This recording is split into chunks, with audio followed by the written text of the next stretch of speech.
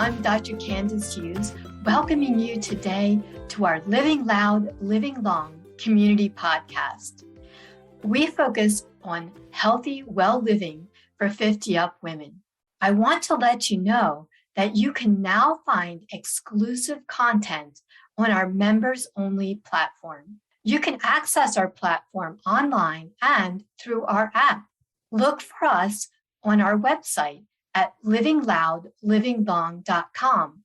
You can also find us on all podcast channels, including Google and Apple. And we are grateful to our patrons who are supporting us and bringing our podcast to you. Please be sure to like or donate to our podcast today. Today's guest is a very exciting, very inspirational woman that I am thrilled to be able to speak with today. We are going to be interviewing Sunniva Sorby.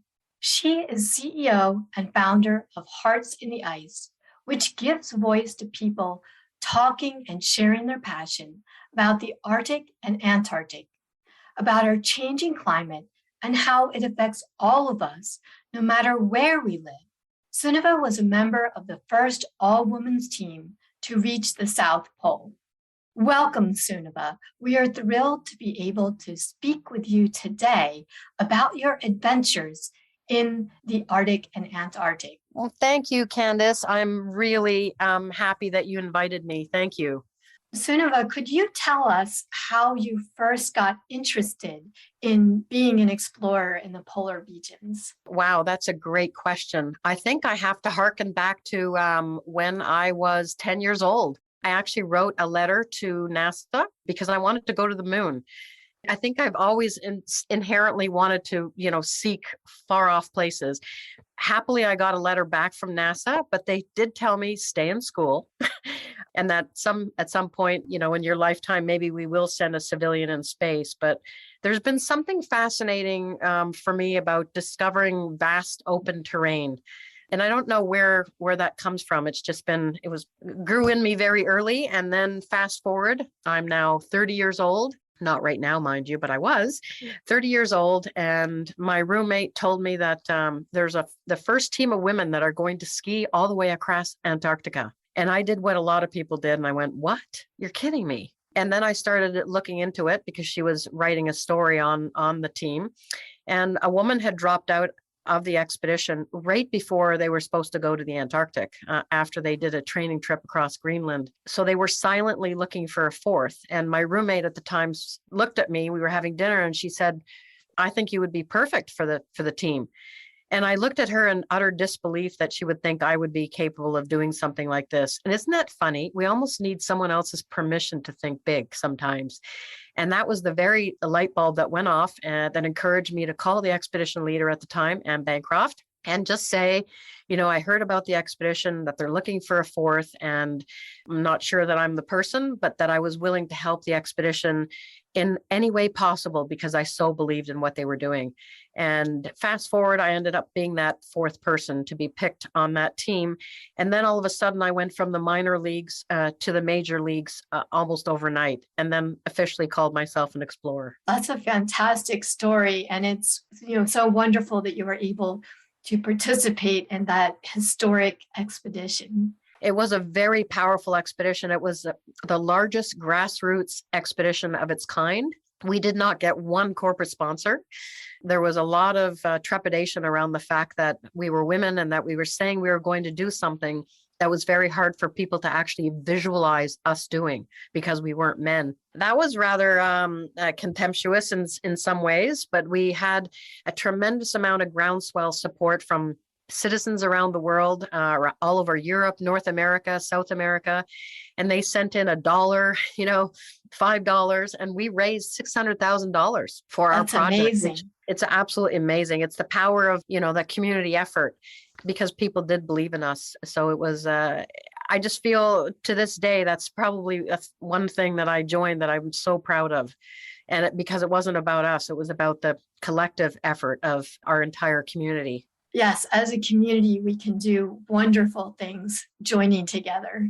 Could you tell us what a typical day is like during an expedition in the polar regions? It depends.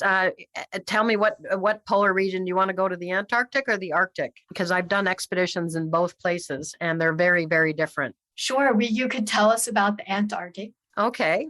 So that expedition, it was an actual ski expedition, and we started at the edge of an ice shelf and skied 12 to 15 miles a day, pulling a 100-kilo, 200-pound sled each. You have to know yourself. You have to be willing to reconcile, your strengths and your weaknesses. And you have to be willing to share that with the other team members, because when you go on an expedition across the Antarctic, nobody can take care of somebody else. You have to be willing to take 100% responsibility for your choices and your actions and your physical body and your mind. And at the same time, you're wanting to, develop a sense of camaraderie with the other people that you're with. So it's a solitary physical experience where you're on skis pulling a heavy load all day long.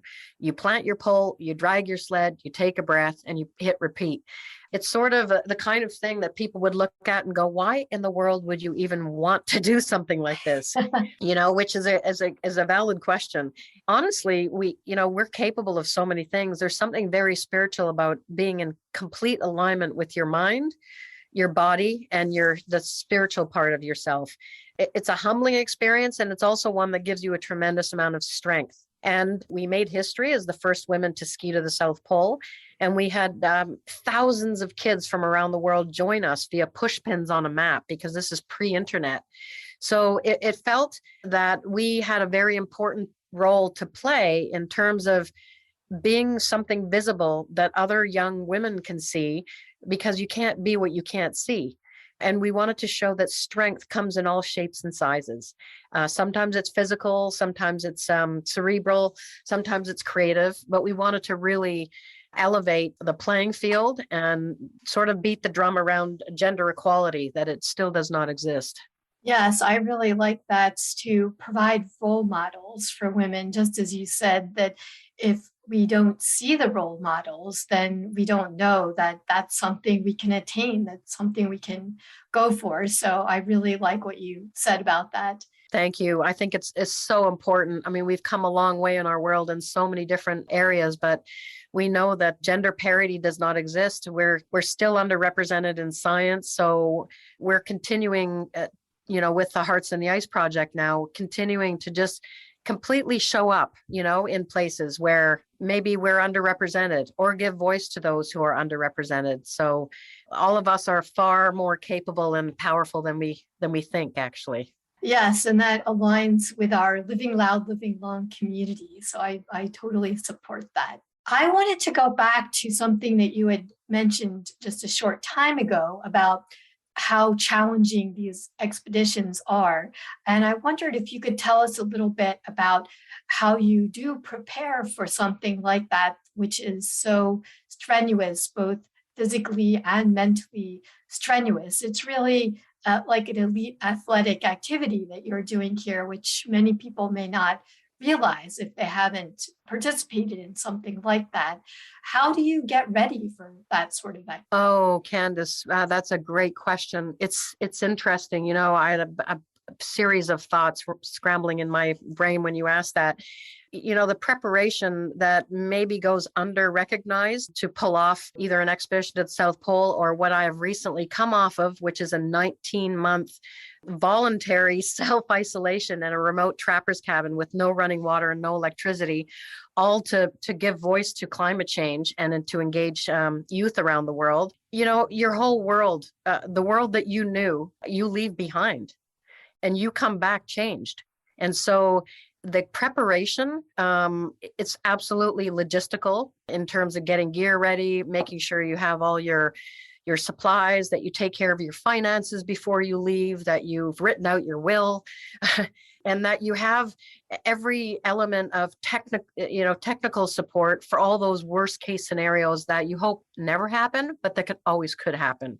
And then when you leave, you're sort of cut off from your world, from your partners, your family, your dear friends, and from a world of comfort. And you go into one where there's always discomfort.